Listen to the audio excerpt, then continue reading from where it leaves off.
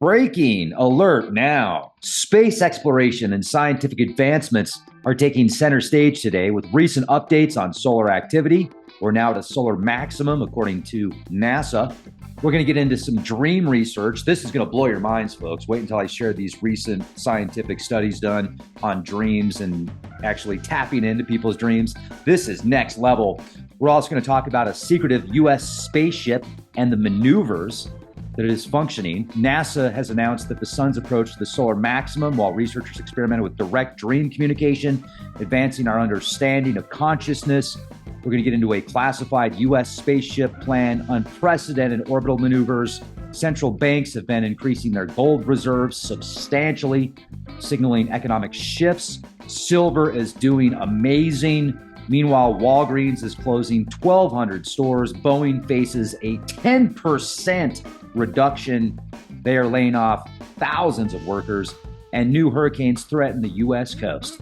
In marine biology, comb jellies, their regenerative abilities are astonishing. They actually merge together. It's so bizarre. And artificial intelligence offers a glimpse of your future self. How would you like to talk to yourself in the future, but now? I'm Rex Bear, Leaf Project. I hope you're doing fantastic. Let's jump right in. Buckle up, Buttercup. Are you concerned about the economy? Rightfully so. I know a lot of people that are. Be prepared, not scared. There's one asset that stands the test of time. That's gold. For centuries, gold has been a hedge against inflation, volatility, and economic instability.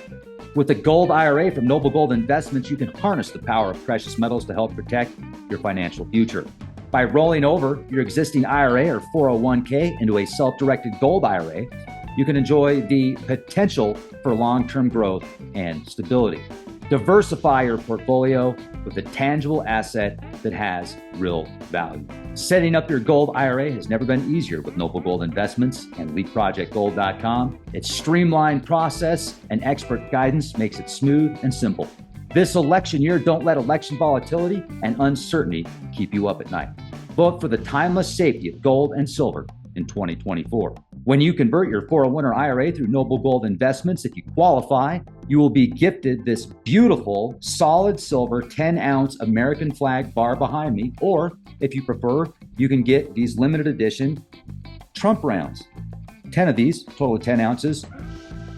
Your choice, give them a call, 1-877-646-5347, and let's get back to the podcast right now. Today's bullet points: solar maximum approaches. NASA reports the sun is nearing its peak activity, impacting space weather and forecasts. Dream communication breakthrough. A California startup enables communication between two people while they dream. Secretive U.S. spaceship maneuvers. The U.S. spaceship prepares for groundbreaking maneuvers in Earth's orbit. Gold reserves surge. Central banks advocate for larger holdings in gold as a hedge against economic uncertainty. Walgreens store closures. The retail chain closes nationwide stores, impacting communities. Oh, so sad. And Boeing layoffs due to strikes. Boeing lays off 10% of its workforce as strikes disrupt production. Hurricane Nadine developments. Model shows potential impact on Florida as new storms form. Milton's aftermath from space. We're going to look at satellite imagery revealing extensive hurricane damage along the coast. And then check this out. Comb jellies healing. Injured comb jellies can merge and share resources, revealing unique regenerative capabilities. Could you imagine if two people did that in the battlefield? And AI predicts your future self. New AI technology lets users converse with their 60-year-old selves, prompting well-being. So let's go to the first article directly from Always a Straight Answer. You know, NASA, showing a solar minimum and a solar maximum. We recently reached the solar maximum of this cycle. So solar flares and auroras are going to be simmering down for a while. This video shows images of what a solar maximum versus a solar minimum looks like. Substantial difference. Active regions of the sun far more common during solar maximums. So we'll see what happens over the next few days. Now, this article just blew my mind. And I first found out about it in India Today, and then we're going to look at science.com. but it's two people communicating with each other in their dreams. And scientists claim that the experiment is a success, was a success. So let's talk about this real quick. In short, participants used special equipment to exchange a message. The word Zilliq was successfully communicated during lucid dreaming, and the technology awaits scientific review and approval. I mean, can you imagine if the MFers get their hands on these technologies, the money funders? Wow. I mean, that's a whole new level of strange. Ever thought of talking to someone while dreaming? Well, it seems that scientists in California have brought this phenomenon close to reality after they achieved the first two-way communication between individuals through lucid dreaming. The company is called REM Space, California-based startup designing technology in hopes of enhancing sleep and lucid dreaming. They exchanged a message between two participants selected for the experiment who were asleep on September 24th, and thedailymail.com reported. The participants were both experienced lucid dreamers, and lucid dreaming occurs during the REM, rapid eye movement stage of sleep. It's a period when the brain is most active and dreams are the most vivid. As the participants settled into their beds, they were equipped with specially designed apparatuses which tracked their brain waves and other polysomnographic data remotely. These devices, linked to a central server, which is the heart of the REM space system, monitored their sleep patterns in real time. Now, the experiment began as one person went into a lucid dream state. The server detected these distinct brainwave patterns, which indicate lucid dreaming. It generated a random word from a unique language called Remyo. This word was transmitted to the first participant via earbuds in his dream. Now, in his dream state, the first participant heard the word Zilliq, repeated it aloud, his voice captured by the sensors and stored on the server. This was the first half of the communication, which was a message sent from one dreamer to another. 8 minutes later, the second participant entered her own lucid dream state. The server, now aware of her dream state, transmitted the word Zilliq to her through her earbuds. In her dream, Maya heard the word and repeated it, meaning that the message had been received. Now, when the second participant woke up, she confirmed the word she had received in her dream, marking the first ever successful communication between two people while they were dreaming. This wasn't just a simple exchange, it was a historic milestone that bridged the gap between the conscious and subconscious minds. REM Space said it used specifically designed equipment like a server apparatus, Wi-Fi, and sensors, and they did not specifically say which technology they used.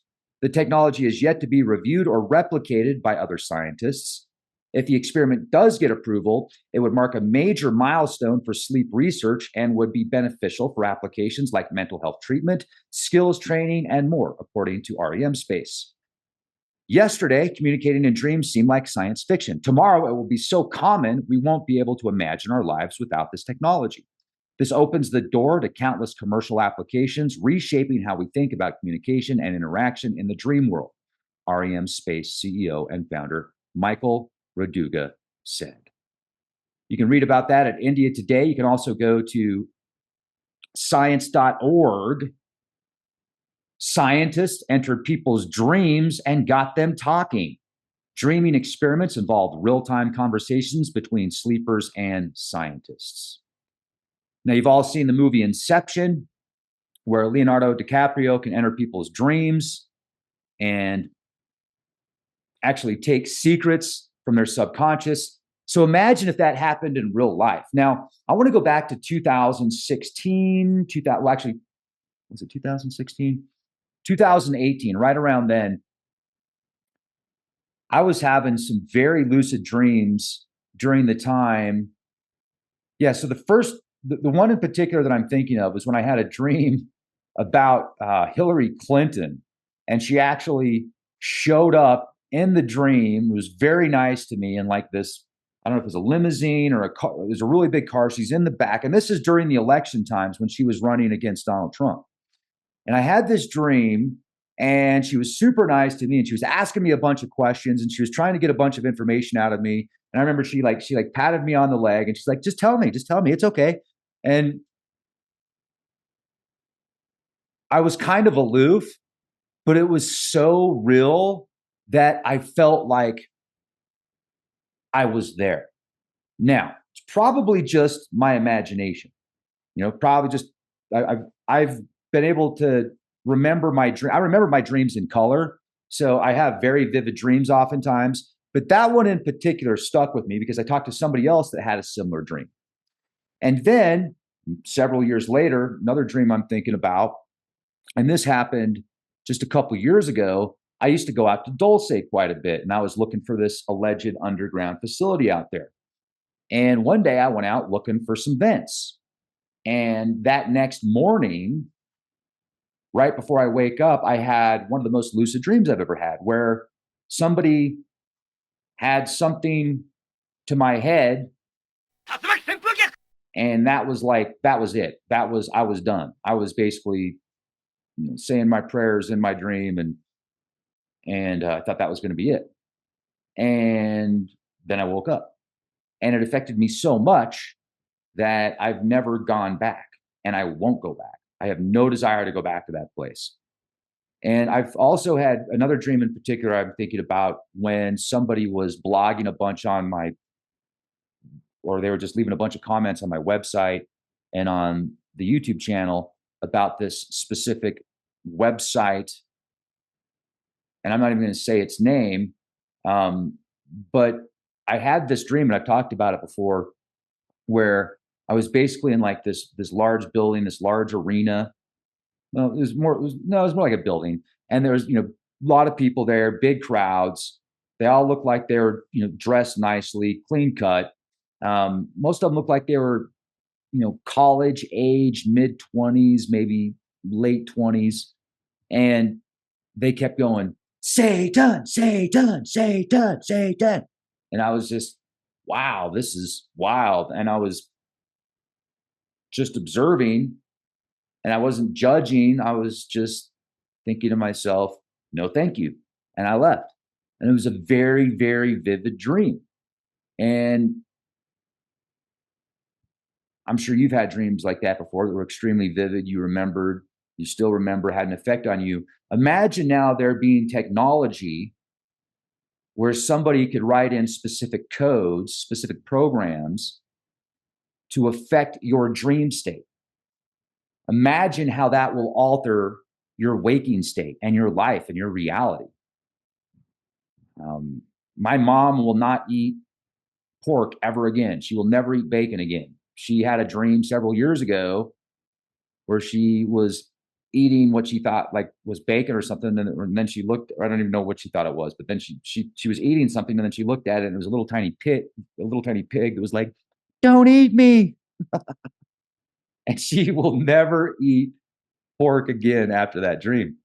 So now imagine certain factions and corporations and businesses and maybe adversaries that could use these technologies. How far can they go? Can they target individuals? Can they go into entire cities or entire cultures? Can they tap into entire countries and nations, maybe the entire planet?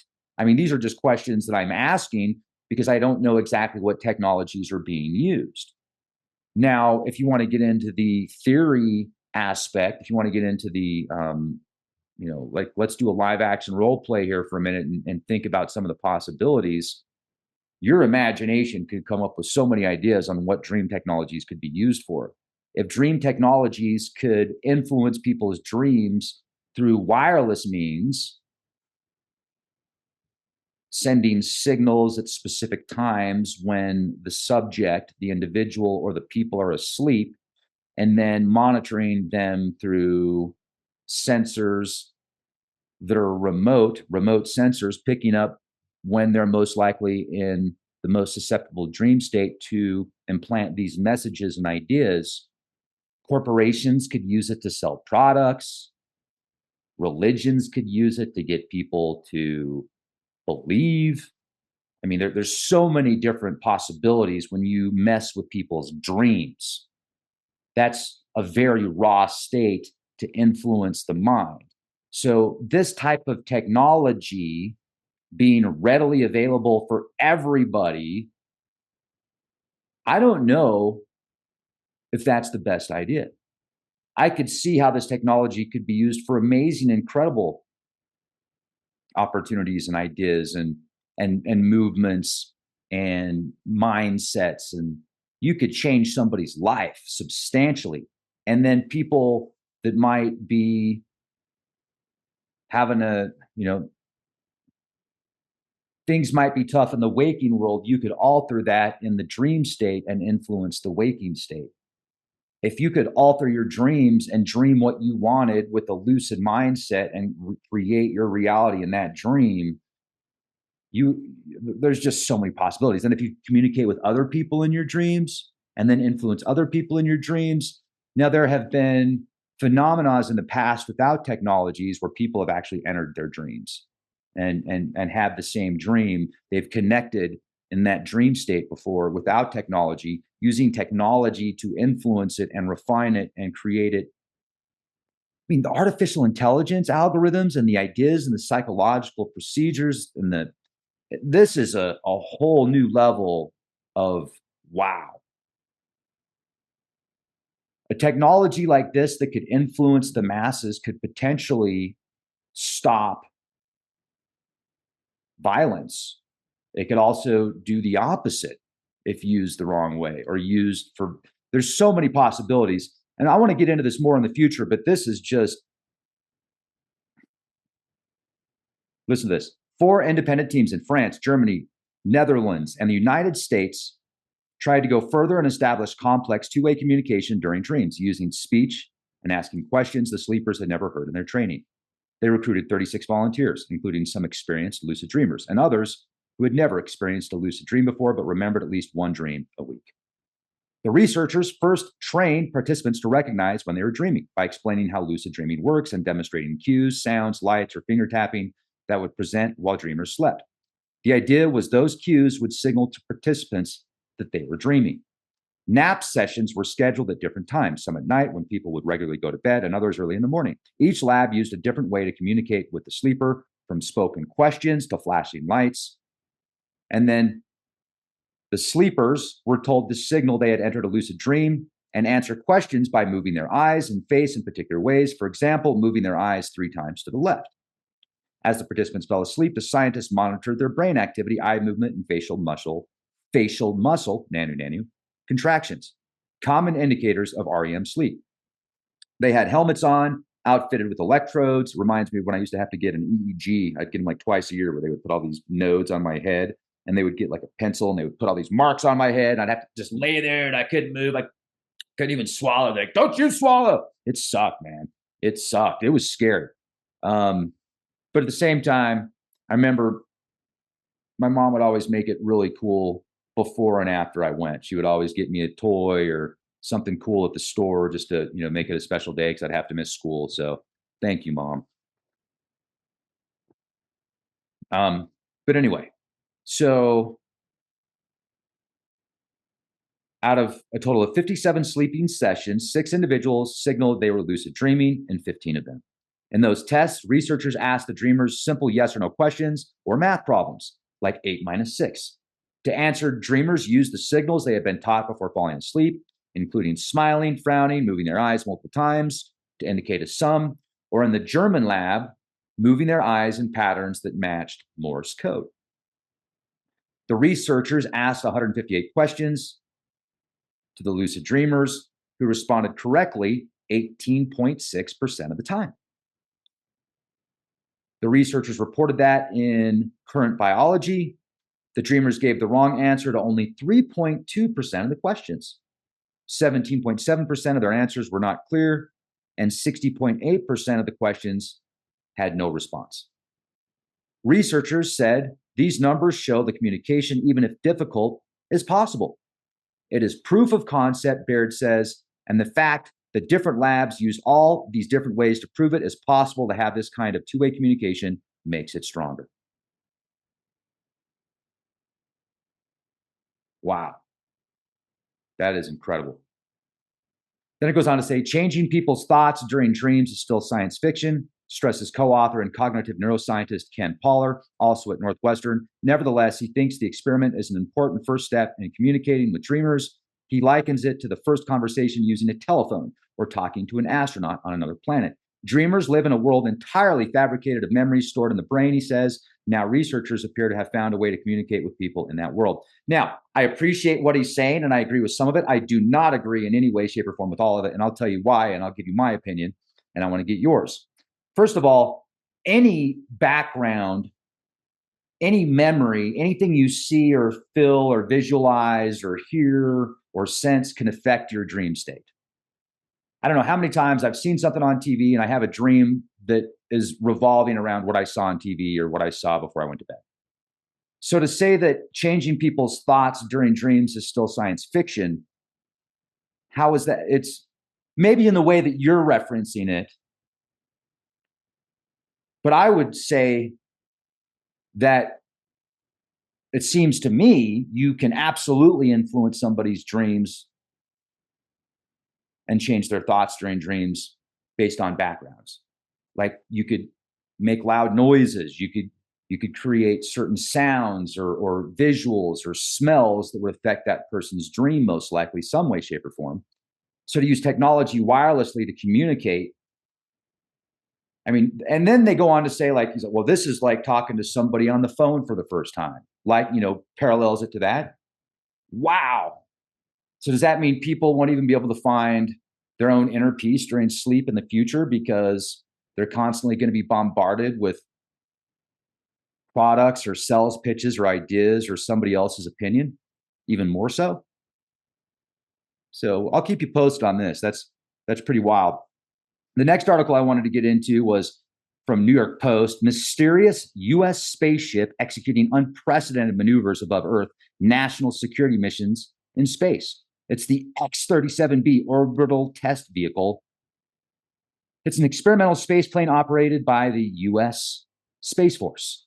Space Force! Although little has been revealed about the purpose of the vehicle, an official painting of the X-37B unveiled last year depict future vehicle intercepting an adversary satellite, positioning to disable a friendly satellite. Oh, it's a satellite smasher. Maybe.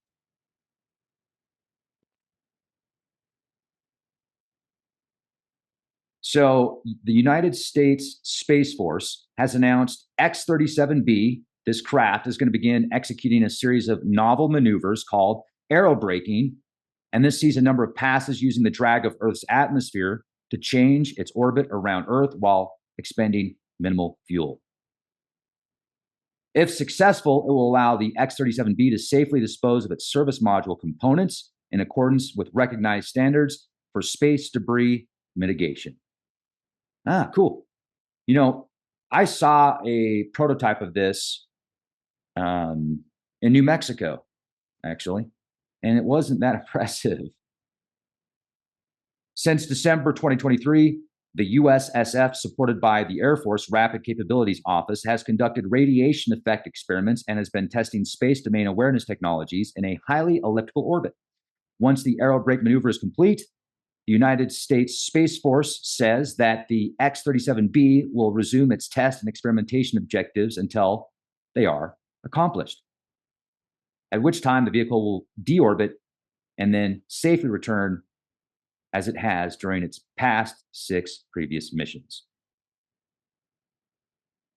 Secretary of the Air Force Frank Kendall stated, this novel and efficient series of maneuvers demonstrates the Space Force's commitment to achieving groundbreaking innovation as it conducts national security missions in space. Read all about it at NewYorkPost.com. Makes sense. I mean, with all the satellite technology and all the stuff that's being launched in space right now that can affect the Earth, why not launch some spaceships out there that can, gently move these satellites into a different position if they start shooting things that, anyway, whole other podcast. Now, this is a cool article if you're into gold and silver and precious metals, if you've been building up your bank or if you're thinking about it. Central bankers make rare comments in favor of bigger gold stash. Mexico, Mongolia, Czech reserve managers speak at conference. Central bank buying helped fuel gold's ferocious run this year. I'll leave a link to that in the video description box. And then Walgreens is going to close 1,200 stores, 1,200 unprofitable stores across the U.S. as part of a turnaround. Oh, yeah, like, I'm sure you're going to be so sad to hear that your closest Walgreens is closing down. I mean, I don't know. Maybe you like Walgreens. To me, it just, I'm scared of those places. Walgreens is closing approximately 1,200 stores across the United States as the pharmacy chain struggles with slumping consumer spending. The closure is going to occur within the next 3 weeks, starting with 500 stores being shuttered in fiscal year 2025.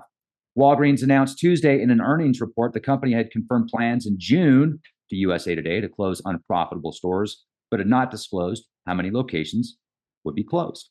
The move is part of a multi-year cost-cutting program under CEO Tim Wentworth, who took the job last year. In a statement, Wentworth reiterated the company's commitment to focusing on improving its core business. And then Boeing, more signs of the times, Boeing will lay off 10% of its employees as a strike by factory workers cripples airplane production. This is military.com.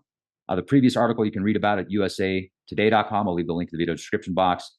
And it's titled Walgreens to close 1,200 unprofitable stores across the U.S. as part of turnaround. But let's get into this from military.com. 17,000 people approximately are going to be laid off with Boeing as it continues to lose money and tries to deal with the strike that is crippling production of the company's best-selling airline planes. New CEO Kelly Ortberg told staff in a memo Friday, job cuts will include executives, managers, and employees. About 170,000 employees worldwide are employed by Boeing, many of them working in manufacturing facilities in the states of Washington and South Carolina.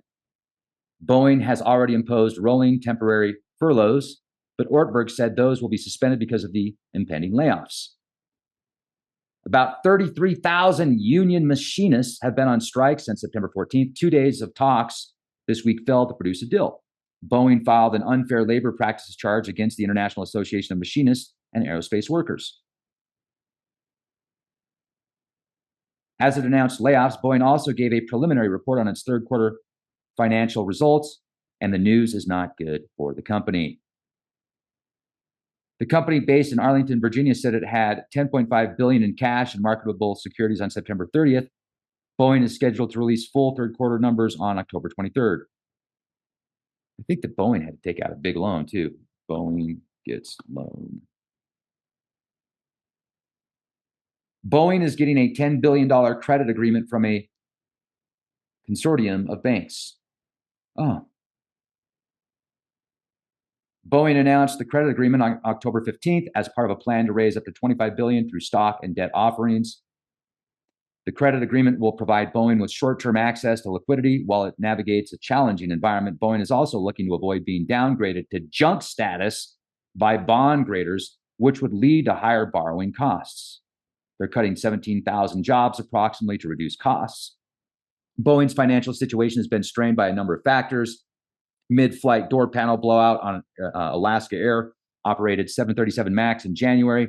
A strike by 33,000 workers in the Seattle area since mid-September. Years of design, production, and quality problems. Yeah, well, that's according to Search Labs AI Overview Google. Keep you posted on that. Next article from the Daytona Beach News Journal. Tropical depression could form as Invest 94L approaches Caribbean. Will it become Nadine? A tropical depression could form late this week as Invest 94L makes its way towards the Caribbean Sea, although chances for development have dropped a little, according to the latest advisory from the National Hurricane Center. Forecasters also are tracking another tropical system, this one in Western Caribbean. Based on current conditions, this is expected to stay well away from Florida and move into Central America this weekend. And that's according to AccuWeather.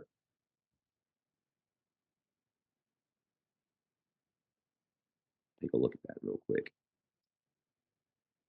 Here's the current models. NOAA 94L, as you can see right here.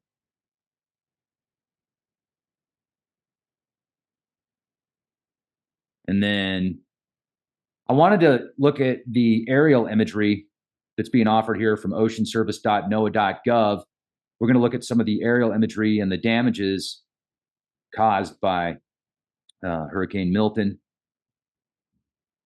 So this is before and after, provided by Mapbox, Digital Globe, OpenStreetMap. And that's the before imagery. The after imagery was captured by NOAA's National Geodetic Survey in the aftermath of Hurricane Milton. You can see right here. So, wow, look at that. Look at that. That's terrible. Before, after. And that's Little Gasparilla Island before and after Hurricane Milton. This is a view of Treasure Island. Let's go to before. This is what it looked like before.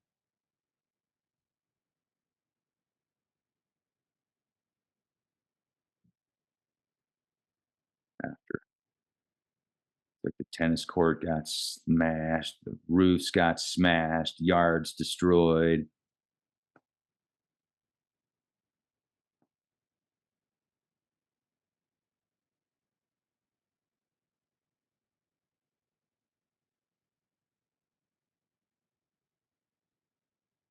This is cool. Fox News, retired North Carolina police officer delivers thousands of dollars in supplies and food to Helene survivors. Way to go, man. That's awesome. Retired Asheville Police Department officer Steve Antle immediately answered the call to help his local community of Buncombe County, North Carolina, after Hurricane Helene struck it in the early morning hours of September 27th. Antle, his wife, members of their church, and others have been putting thousands of dollars in donations towards delivering literal truckloads of supplies to remote neighborhoods in the mountains on a trailer attached to their Hyundai. I saw a news article on Fox where the president was saying that people were getting everything they needed, and they're not. Antle told Fox News Digital on Sunday during one of his trips coordinating the delivery of supplies to Spring Mountain Baptist Church, "I can't help but feel that Appalachia has always gotten short shrift going back decades and decades." Antle added that the area is at the beginning of the beginning of the beginning in terms of rebuilding what was lost during Helene. My opinion is that this storm has completely altered certain areas of our country in our area that are just never going to be the same, Antle said. For more than 2 weeks since the storm, Antle has been sharing updates about his donors' money and how it's being spent, what kind of necessities are needed, and where he is delivering the supplies.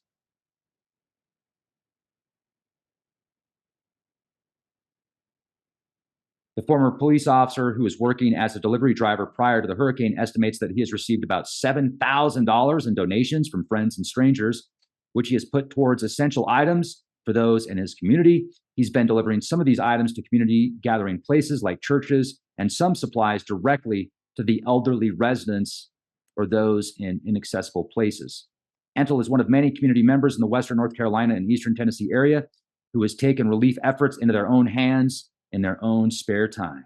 May the force be with you. Thank you very much for being the change the world needs to see. Right on. And this is interesting. Talk about being the change you want to see. I don't know about this, but 2 injured comb jellies can merge to form one individual. A pair of cenophores or comb jellies can fuse their bodies together, merging their digestive and nervous systems without any issue with immune rejection. Shimmering sea creatures called comb jellies. Their astonishing ability, if they are injured, 2 can merge into one. And they don't show the kind of tissue rejection or reaction seen in other animals. The 2 animals' nervous systems also integrate together. Their digestive tracts fuse and share food. Wow, I wonder what mad scientists are going to think about next on the battlefield. Man, they just merge together. They're like, oh, dude, hurry up and get the jellyfish. Let's merge it together right now. Hurry. They merge together as one. I am one unit. I'm a Marine. You're tough. Like, I have family and friends that served in the military. They're tough, very tough. So, wow. Can you imagine though if you had to like merge with somebody? Because anyway, that'd be strange. But jellyfish, they got it covered, man. No problems. And this is a really cool article. Buffalo.edu. Use the force, Mickey. Study suggests that Jedi rodents remotely move matter using sound to enhance their sense of smell. It is so far off the scale of what we know, it almost seems like magic, says University at Buffalo researcher Eduardo Mercado III, or Mercado. Scientists have debated the purpose of the ultrasonic vocalizations produced by rodents since the discovery of these sounds in the 1950s. The wide research consensus suggests USVs are a form of social communication, a courtship display which, though inaudible for humans, could otherwise be compared to the calls of certain birds.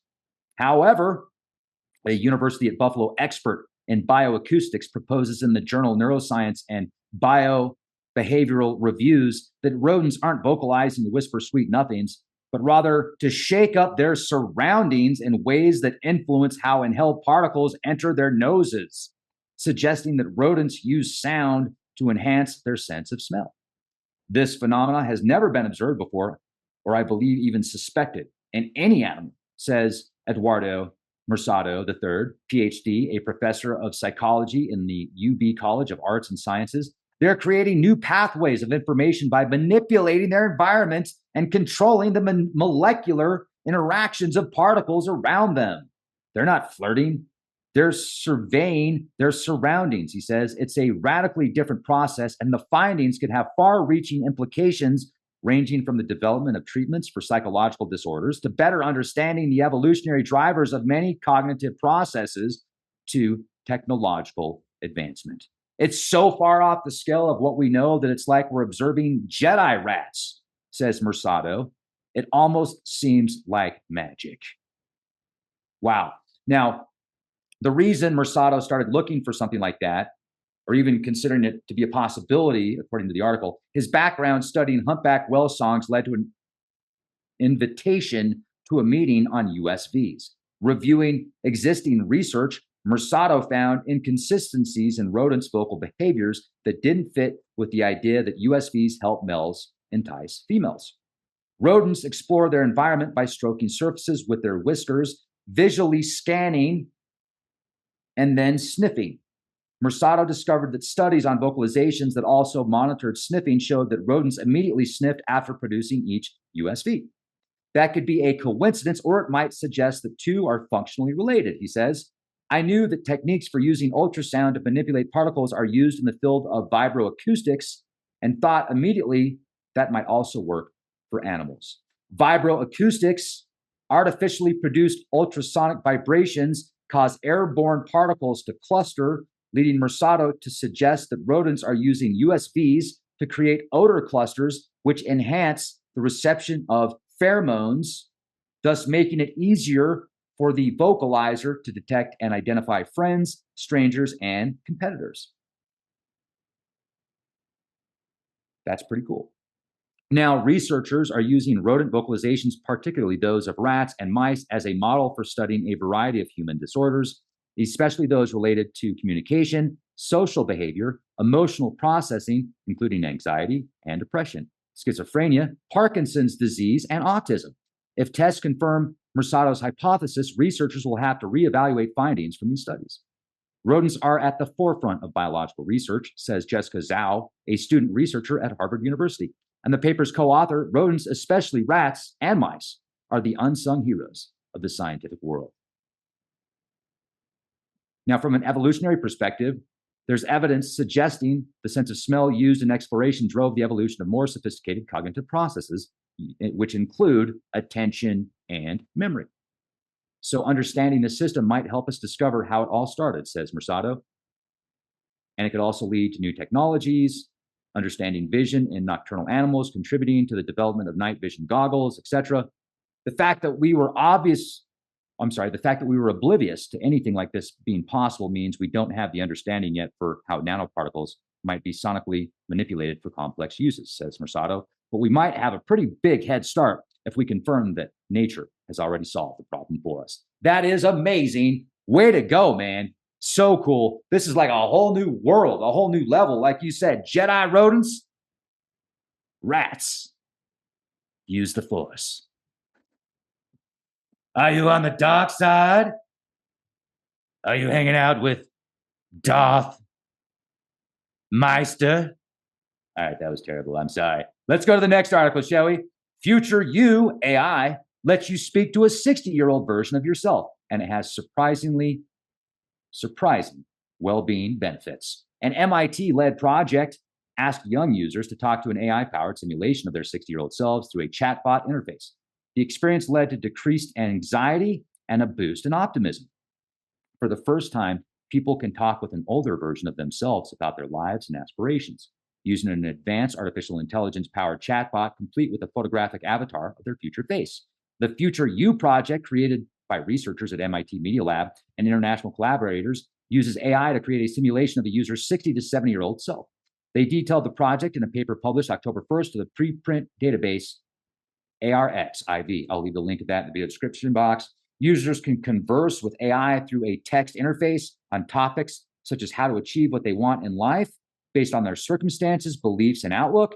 It was devised to give people a sense of being connected to their future self, scientists said in the paper. That's really freaking cool. Let's take a look at this real quick. Let's do a screen share. Here's the PDF. Future You, a conversation with an AI-generated future self, reduces anxiety, negative emotions, and increases future self continuity. Continuity. Wow, that's pretty cool. Is there a summary? Future You is an interactive chat platform that allows users to converse with a relatable yet virtual version of the future selves in real time. This is achieved through a large language model that has been personalized based on a pre-intervention survey focused on users' future goals and personal qualities. To make the conversation realistic, the system generates an individualized future memory for each user's future self, containing a backstory for the user at age 60. To increase the believability of the future self character, the system age processes the user's submitted headshot. And I'm sure you could do that. If you're already 60, I'm sure you could do that for your 70 or 80-year-old self. If you're already 80, I'm sure you could do that for your 100-year-old self. If you're already 100, I'm sure you could do that for your 120-year-old self. Yeah.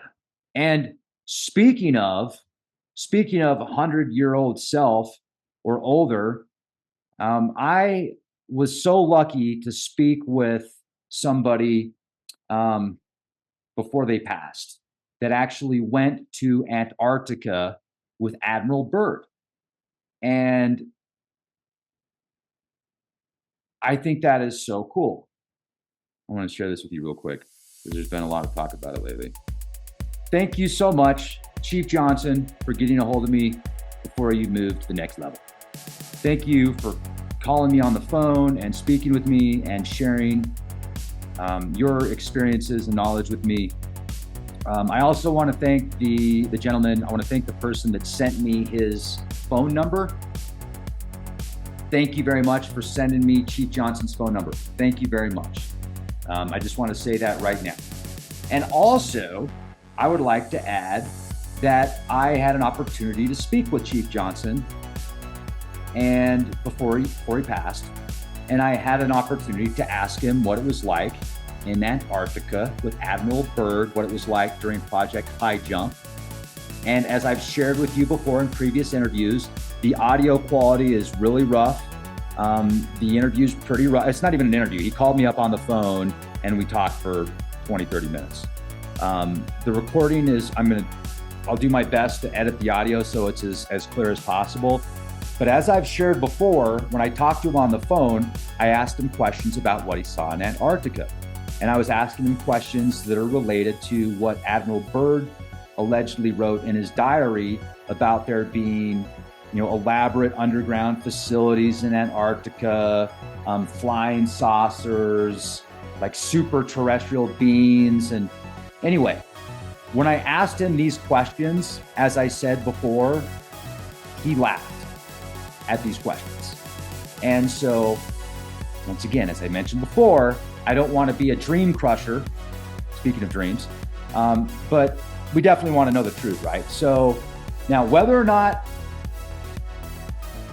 like, you're going to come up with your own conclusions and your own ideas about what was said in this interview and what he said, but I'm going to do my best to clean up the audio as much as possible and share it with you guys and gals and everybody that wants to listen to it. So, because let's just put it to rest, right? Like, let's get this out there. There was this one guy that did an interview. I don't need to say his name. Everybody knows who this guy is anyway. I'm sure he's really good at what he does.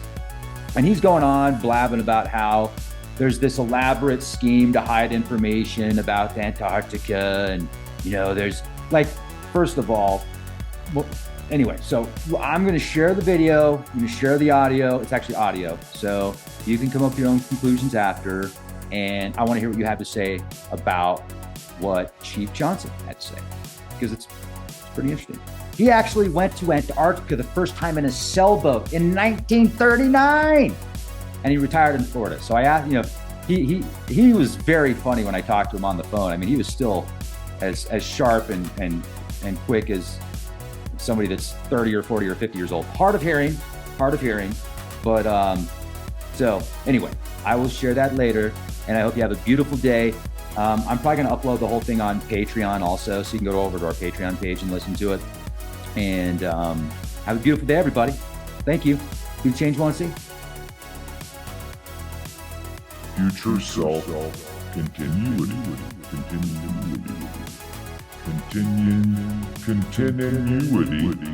continuity.